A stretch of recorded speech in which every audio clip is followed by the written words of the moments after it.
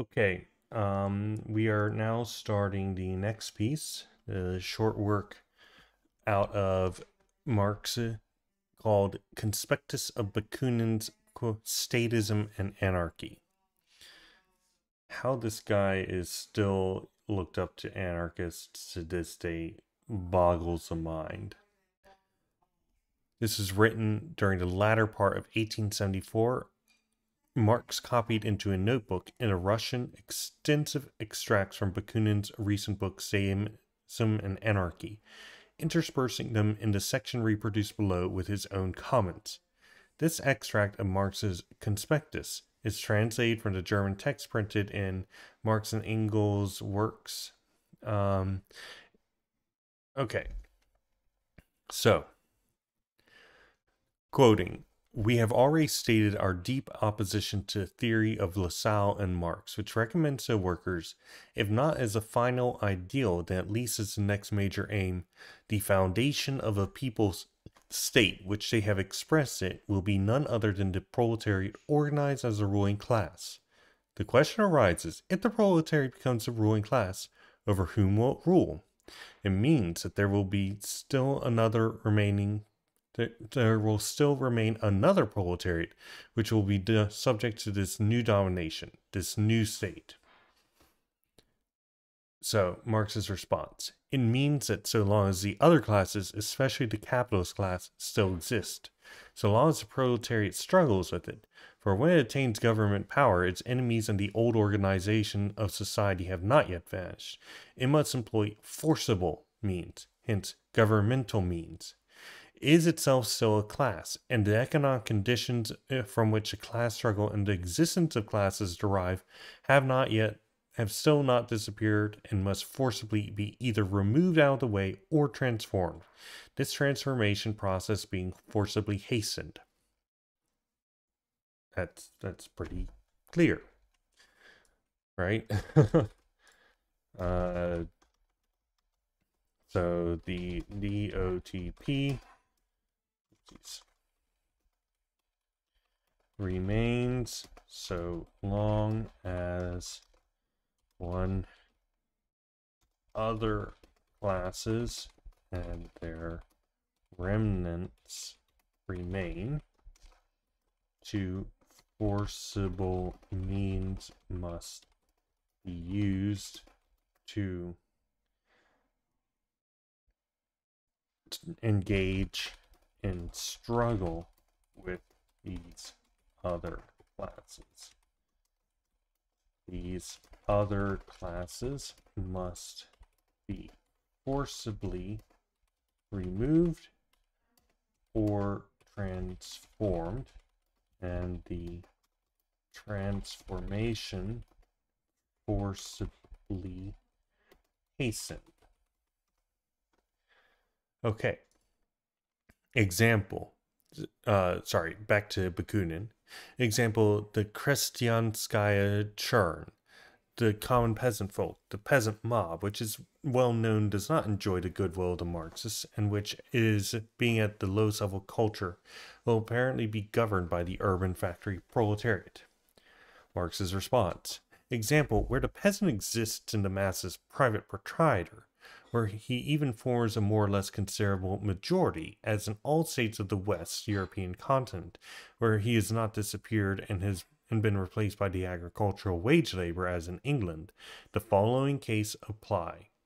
Either he hinders each workers' revolution, makes a wreck of it, as he has formerly done in France, as we read about in terms of the alliance of the peasant with the petty bourgeois, and the in fact ultimately the aristocracy. Back to the text. Or the proletariat, for the peasant proprietor does not belong to the proletariat, and even when his condition is proletarian, he believes himself not to. In other words, the distinction between, your material basis and your class relation on a material level versus your social and cultural perception. So anybody who is solely saying that one's class is solely determined by their material relations needs to take into account that people can still identify as other classes, but even when they aren't. Must his government take measures through which a peasant finds his condition immediately improved so as to win him for the revolution? Measures which will at least provide the possibility of easing the transition from private ownership of land to collective ownership, so that the peasant arrives at this of his own accord, from economic reasons. It must not hit the peasant over the head, as it would, example, by proclaiming the abolition to the right of inheritance or the abolition of his property. The latter is only possible where the capitalist tenant farmer has forced out the peasants, where the true cultivator is just as good as a proletarian, a wage laborer, as is a town worker, and so has immediately, not just indirectly, the very same interests at him. So less should smallholding property be strengthened by the enlargement of the peasant allotment simply through the peasant annexation of the larger estates, as in Bakunin's revolutionary campaign. This is not so immediately important to us, but we can immediately see where Marx would argue against, for example, Stalin in regards to his collectivization campaign, which was indeed hitting him, the peasant, over the head and very forceful and immediate. So, back to text. Bakunin quoted here, or if one considers this question from the national angle, we would for the same reason assume that, as far as the Germans are concerned, the Slavs will stand in the same Slavish dependence towards the victorious German proletariat as the latter does at present towards its own bourgeoisie. Marx's response: schoolboy stupidity. A radical social revolution depends on certain definite historical conditions of economic development as its precondition. It is also only possible where, with capitalist production, the industrial proletariat occupies at least an important position among the mass of the people. And if it is to have any chance of victory, it must be able to do so immediately, as much for the peasants as the French bourgeoisie, mutatis mutandis, did in its revolution for the French peasants at the time. A fine idea that the rule of labor involves subjugation of land labor. But here Mr. Bakunin's innermost thoughts emerge. He understands absolutely nothing about the social revolution, only its political phrases. Its economic conditions do not exist to him, as all hitherto existing economic forms, developed or undeveloped, involve the enslavement of the workers, whether in the form of wage labor, peasant, etc. He believes that a radical revolution is possible in all such forms alike. Still more, he wants a European social revolution, premised on the economic basis of capitalist production, to take place at the level of the Russian or Slavic agricultural and pastoral peoples, not to surpass this level. The will and not the economic conditions is the foundation of his social revolution. Just, regular utopian nonsense. Back to Bakunin. If there's a state, Gosudavstvo, then there's unavoidably domination, and consequently slavery. Domination without slavery, open or veiled, is unthinkable. This is why we are enemies of the state. What does it mean, the proletariat organized as a ruling class? Back to Marx. It means that the proletariat, instead of struggling sectionally against economic privileged class, has attained a sufficient strength to organize to employ general means of coercion in the struggle. It can, however, only use such economic means as abolish its own character as salariat, hence as class. With its complete victory, its own rule thus also ends, and as its class character has disappeared. This is pretty straightforward. Right. It's the transcendence of economic struggle. Think unions. Unions engage in economic struggle. And in fact, it is essentially illegal for a union to engage in a political struggle. The working class needs to transcend economic struggle against the bourgeoisie, who controls all the economic levers of power and the state that they have constructed in their name, and instead needs to turn its attention principally to seize the state, smash the bourgeois one, create a proletarian one, and dissolve the capacity for the bourgeoisie to reproduce themselves. So, back to Bakunin. Will the entire proletariat perhaps stand at the head of the government? Marx responds, in a trade union, for example, does a whole union form its executive committee? Will all division of labor in the factory and the various functions that correspond to this cease? And in Bakunin's constitution, will all, quote, from the bottom to the top, end quote, be at the top? Then there will certainly be no one at the bottom. Will all members of the commune simultaneously manage the interests of its territory? Then there will be no distinction between commune and territory. Okay. Back to Bakunin. The Germans number around 40 million. Will, for example, all 40 million be members of the government?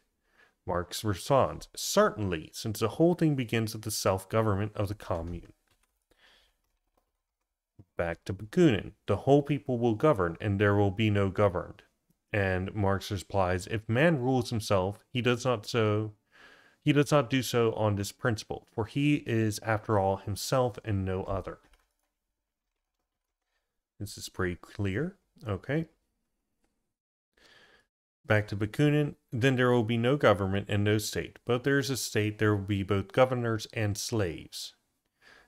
Marx responds, example, only if a class rule has disappeared and there is no state in the present political sense.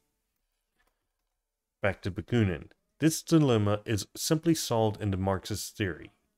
By people's government, they understand, i.e., Bakunin, the government of the people by means of the small number of leaders chosen, elected, by the people. Marx replies, asinine. This is democratic twaddle, political drivel.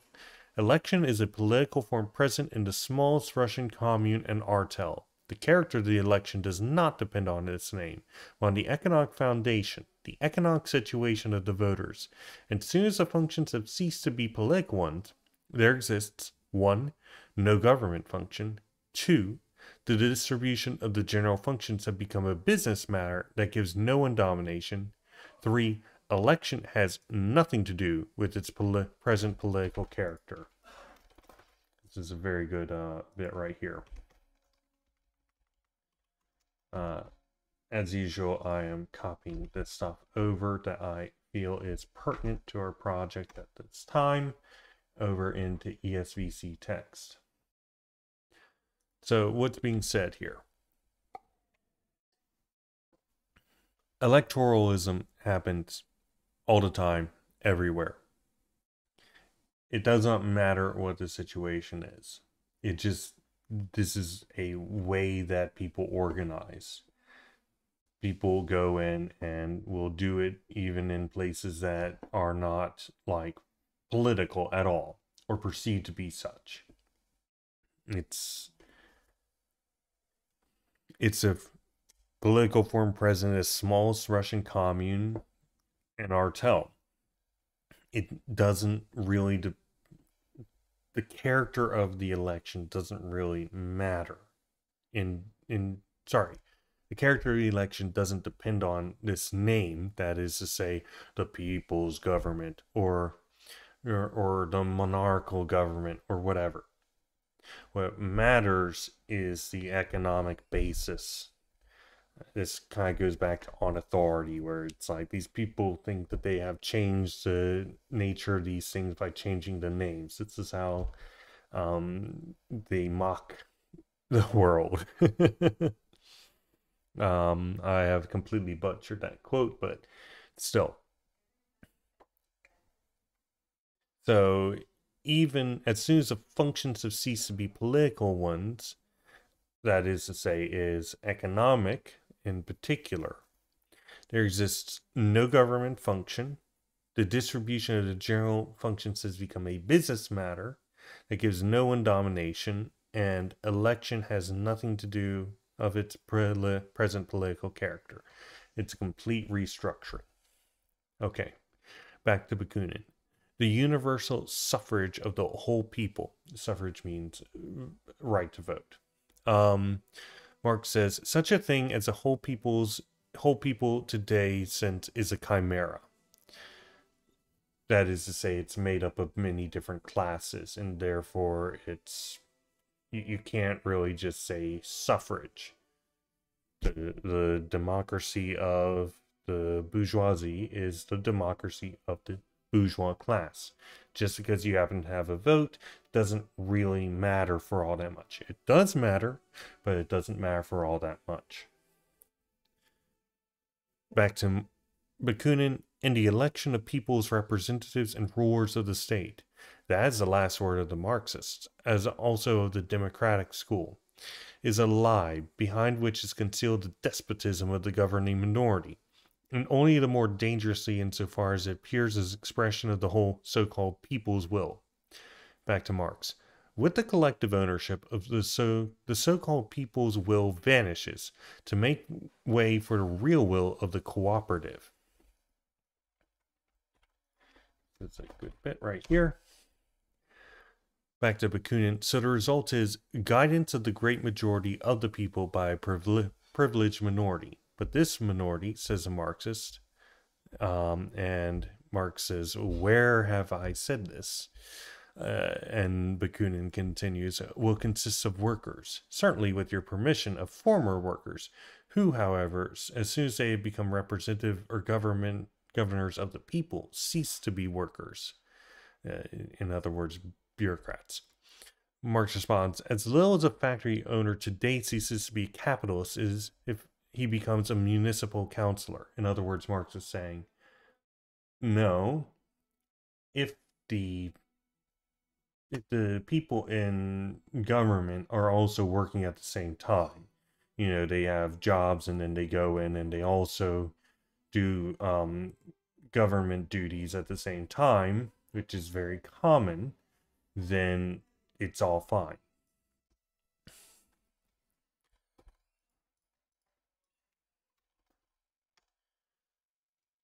Back to Bakunin, and look down the whole common workers' world from the height of the state. They will no longer represent the people, but themselves and their pretensions to people's government. Anyone who can doubt this knows nothing of the nature of men. Marx replies, if Mr. Bakunin only knew something about the position of a manager in a workers' cooperative factory, all his dreams of domination would go to the devil. He should have asked himself what form the administrative function can take on the basis of the worker state, if he wants to call it that.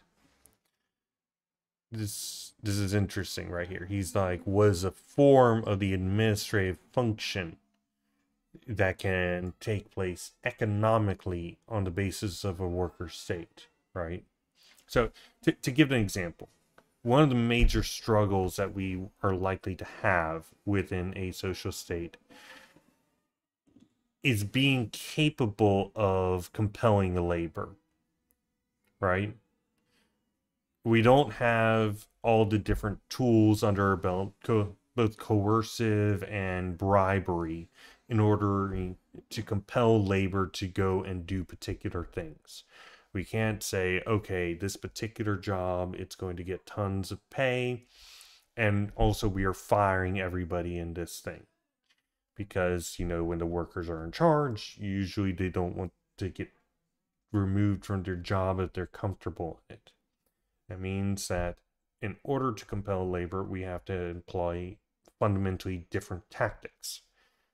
This is an economic basis for the organization of society, changing the way that we organize our governance, right? This is one such example.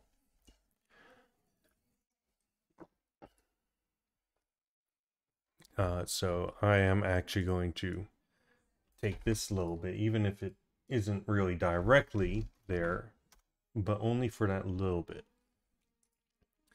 Back to Bakunin. but those elected will be fervently convinced and therefore educated socialists. The phrase educated socialist, Marx replies, never was used. Scientific socialism, Bakunin says. Marx responds, was only used in opposition to utopian socialism, which wants to attach the people to new delusions, instead of limiting its science and knowledge of the social movement made by the people itself. See my text against Proudhon. Excuse me.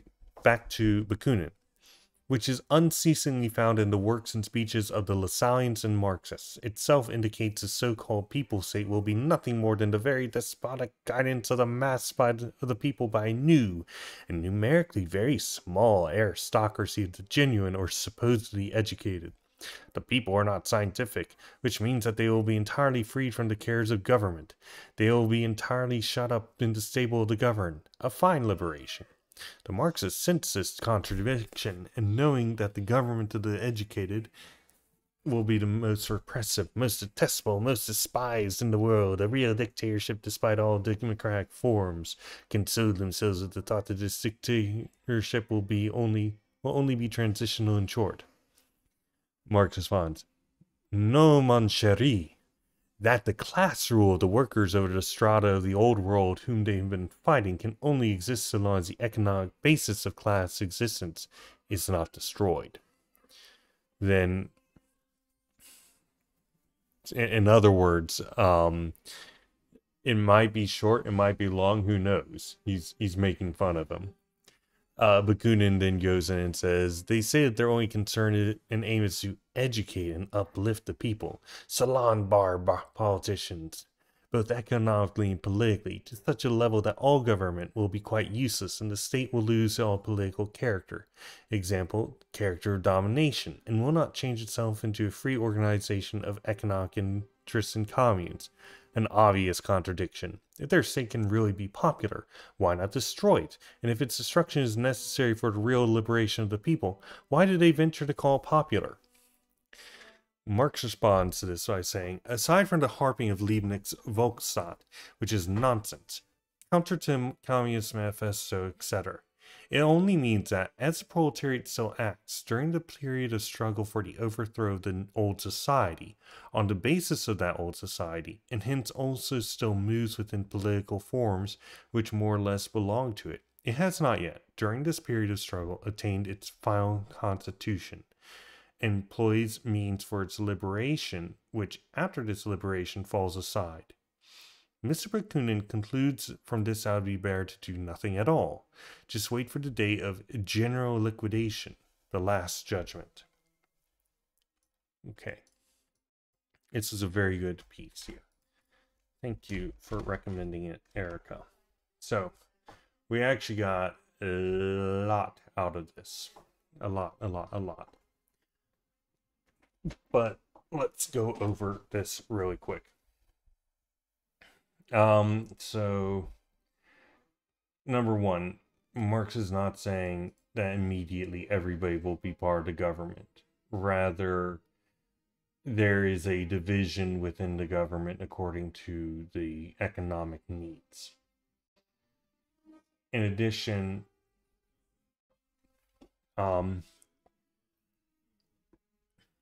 but actually, sorry, what am I saying? Sheesh. I completely misread that. I was reading Bakunin stuff for Marx. Sorry. All members of the Commune will be members of the government because it's a self-governing entity. And in addition, because while man, rules himself, he doesn't do so on the principle that, that he doesn't rule himself. Right? So, in other words, people will, in fact, govern themselves. Whoa. Incredible. It's very difficult for yes to understand this stuff, I'll say that much. In addition, class rule will cease in all forms of state, right? I said that wrong, but you understand what I'm saying. So Bakunin said there will be no government, no state, but if there's a state, there will be governors and slaves. And then Marx says only if class rule has disappeared and there's no state in the present political sense. So he is clearly saying that the present political sense of the state will disappear. And we will have a new formation that is quite alien to our current understanding. Next, there's this bit about essentially with collective ownership, the so called people's will vanishes to make way for the real will of the cooperative. And all members of the state are expected to also hold laboring positions as well as their bureaucratic positions, insofar as it can be called such. And in addition, we have to understand that the administrative functions on the basis of the worker state will be fundamentally distinct because the economic foundations of that state will be distinct. Okay, this is a great piece. Let's move on to the next one.